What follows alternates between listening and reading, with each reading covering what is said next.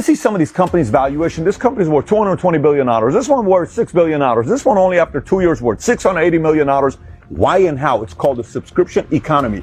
According to a Forbes article, it says two companies, same top line revenue, 100 million, 100 million. This one has to go chase for its revenue every single month. They got to go sell again. But this one, it's subscription. Every month, people are paying $49.99. According to this Forbes article, this one could be worth 8 times more just because it's reoccurring versus this one. There's a reason for that. We're going to talk about that today. All right, so if you get value out of this video, give it a thumbs up, subscribe to the channel, but let's get right into it. On average, you and I spend $237 per month in subscription model products. That's $3,000 per year, give or take. And according to McKinsey & Company, subscription model products in the last 7 years have increased 350%. But the question becomes, has this always been around since the 20s, maybe the 50s, or maybe 90s? Nope, it started in the 2000s. Let me explain to you what's happened to some of these numbers since 2000. According to a report McKinsey & Company did in 2000, only 1% of companies offered a subscription service. So if you look at this, 2000 was 1%, 2005 went to 5%, 2010, 10%, 2015, 20%, 2020, 35%. It's estimated to be at 50% by 2025. Now watch, according to a report by the Conference Board, the average consumer has 2.2 subscription in 2000, and look how it's gone up. In 2005, 3.4, 2010, 4.3, in 2015, 5.5, then 6.7, in 2023, 10.6. That means you and I have roughly 11 different things we subscribe for on a monthly basis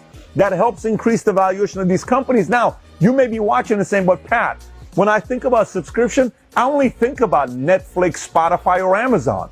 So let's take a look at this. Launch Your Netflix got started in 1997, Spotify in 2008, Amazon Prime in 2005. Pricing, when they started doing their monthly subscription, Netflix is $8.99 a month. It starts at $9.99 at Spotify and $12.99 at Amazon Prime. Let's take a look at number of subscribers as of 2021. Netflix has over 200 million. Spotify has over 365 million. Obviously, that includes both free and paid. And Amazon Prime is estimated to be over 150 million. So let's take a look at revenue. In 1998, when Netflix got started, they did roughly 1.8 million. In 99 to 14.4 million. 2000, they did 49.3. 2001, they did 103 million, give or take. And by the way, today their top line revenue is $32 billion. Netflix, $32 billion, worth roughly $200 billion. Let's take a look at Spotify. Spotify in 2010, revenue was 155 million. It jumped to 330 million in 2011. Last year, roughly $12.35 billion in a year. Spotify, and last but not least, Amazon. So now keep in mind, Amazon originally got started in 95, but they did not get into subscription until 2005 when they launched Amazon Prime. Look what happened to their numbers. Before Prime in 2004, they were doing 6.9 billion. In 2005, when they started Prime, they went to 14.1 billion. And do you know what they did last year? A little over $350 billion. So now if you're like me, you're like, Pat, but give me a break. We're talking about Netflix, Amazon. It's not every industry can really do a subscription model, really.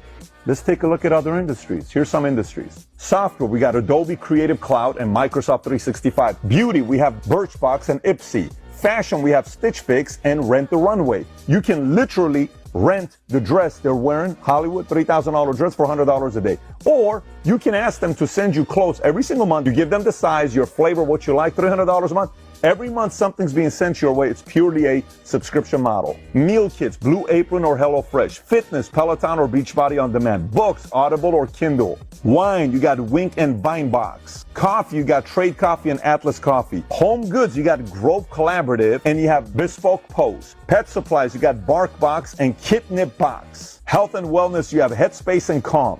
Personal development, you have Masterclass and Blinkist. Language learning, you have Rosetta Stone and Duolingo Plus. Crafts and do-it-yourself, you have Craftsy and Crafter's Box. Education, you have Udemy and Coursera. And by the way, I've been in the insurance space for a long time. Why do you think these businesses are worth as much as they do? Because insurance is what? Reoccurring. Auto insurance, reoccurring. Health insurance, reoccurring. So now what are the advantages of having a subscription model as a company? Number one, you have recurring revenue. Number two, scalability. Number three, customer retention. Number four, enhanced customer engagement. 5, improved brand image. 6, rapid growth. 7, diverse industry presence. 8, data-driven insights. 9, flexibility and scalability. 10, innovative pricing structure. 11, market disruption. 12, expansion into B2B space. And just like any other business, if you don't take care of your customers, they're going to go somewhere else, which means you're dealing with the downfall of churn. You got to keep showing up. Competition, you got to keep getting better. Compliance, you got to make sure you meet those guidelines. So now you may be watching and saying, Pat, I'm not Netflix, I'm not Amazon, I'm not Spotify. What do I do about this? Look, the whole purpose of this video is to get you thinking. For you to say, you know what can I do with this material? Maybe talk to your wife, talk to your business partner, talk to your peers, and say, how can we make this thing more recurring? FYI, if you want to figure out a way how to do that, at David Consulting, we have multiple different masterminds where these are the types of conversations we have with other entrepreneurs on how they're doing it, so you can also pick up some of their strategies. If you want to find out how to get on one of those masterminds at David Consulting, click on the link below in the description. And number 2, if you just want to ask me a question or Tom Ellsworth on how to get this going as well on Monect, if you've not downloaded the app Monect, click here, download the app Monect, and you and I will get a chance to have a minute to connect on any questions you may have for us. Take care, everybody. Bye-bye, bye-bye.